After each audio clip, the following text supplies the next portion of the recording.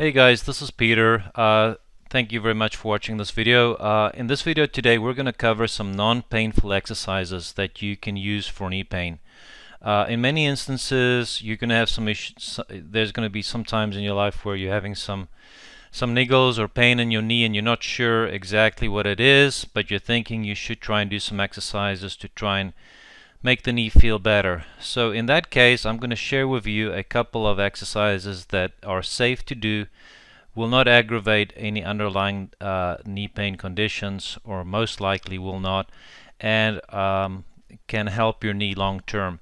Now obviously if you have pain and it's such that it's affecting the quality of your life and you're not able to bend your knee fully, or you're not able to step on your leg because of knee pain, or it's feeling loose in there, or something is off, you need to go to a doctor and get that checked out. So that's why I've highlighted here at precautions. You need to avoid pain, especially if you attempt any exercise, and you need to confirm with a medical expert, especially stuff that you learn online, because this video is obviously just for information purposes. But if you are going to try and do some exercises to yourself to try and fix your own knee pain, here is a couple of my favorites. The first exercise or emphasis of an exercise is to strengthen the vastus medialis. This directly affects the tracking or the alignment of your kneecap. As you flex and bend your knee, that kneecap runs up and down, and if you can get that aligned or working in a normal fashion, that'll have a great impact on your knee pain. The second thing that you can do is you can improve your hip stability and the biomechanics of your knee. Sometimes if you have weak muscles surrounding your knee joint, it can affect the way that your knee is aligning, and that will affect the cartilage and the ligaments and the structures inside your knee. So you need to be able to have a well-balanced knee, and by doing these exercises it should help. So the first exercise I'm going to highlight for you, and we're going to hop over to Google Images, or Google Images. We're going to check out is straight leg raises, and let's see if we can get there. Alright, so if you go to Google and you just go to Google Images, if you type in straight leg raises, you'll see various different images. This first one right here is a very simple. Straight leg raises are great to do. It doesn't require much movement in your knee joint, so it's safe to do. Just simply lay on your back and tighten up your quads and raise your leg up about 45 degrees. You can pause for a second or two at the top, and then you can just gently lower it back down. Very safe exercise to do. This will strengthen the vastus medialis, or the inner thigh muscle, and this directly affects, like I mentioned before, the tracking of your patella. Alright, so the next exercise we're going to hop over to is hip abduction. And by strengthening your hip abductors, this will affect the biomechanics of your knee joint. So again, good exercise. It's very simple to do, does not involve a lot of movement in your knee joint. So if you're having some issues as far as pain when you bend your knee, this one would be very safe to do. So this image right here, very basic, but you're going to lay on your side.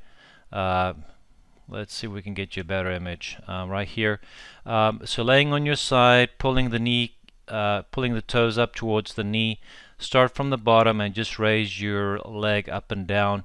Sometimes it's helpful to lay up against a wall, and so that you know you're keeping your leg back. You don't want to be, when you raise your leg up, moving it to the front or the anterior. You want to make sure that you do it nice and slow, and you don't turn your foot up towards the ceiling. The toes should be pointing straight ahead. So just be careful when you do that. You can go on Google Images, or you can Google the term hip abduction exercise, and you should be seeing some good examples of that. Alright, the last exercise would be T-band side steps. I love this exercise. In the clinic we many times use this exercise for people or patients with knee pain. Very simple exercise to do, and yeah, there we go. So again, you can, when you go to Google, just type in banded side steps, and you can look at videos or images. In this case right here, let's see. we can get a larger image. Sorry, the internet's loading's pretty slow. You don't need to be in a semi-squat position like this person right here. You can be a little bit more upright, again, you don't have to bend at your knees, but you can be in a more upright posture. This would be a better example right here.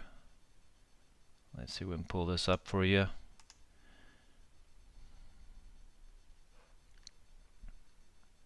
Here we go. So a little bit more straighter posture. I prefer keeping your weight over the center of your feet, and you can just sidestep maybe 5 to 6 feet to the one side and then 5 to 6 feet to the other side.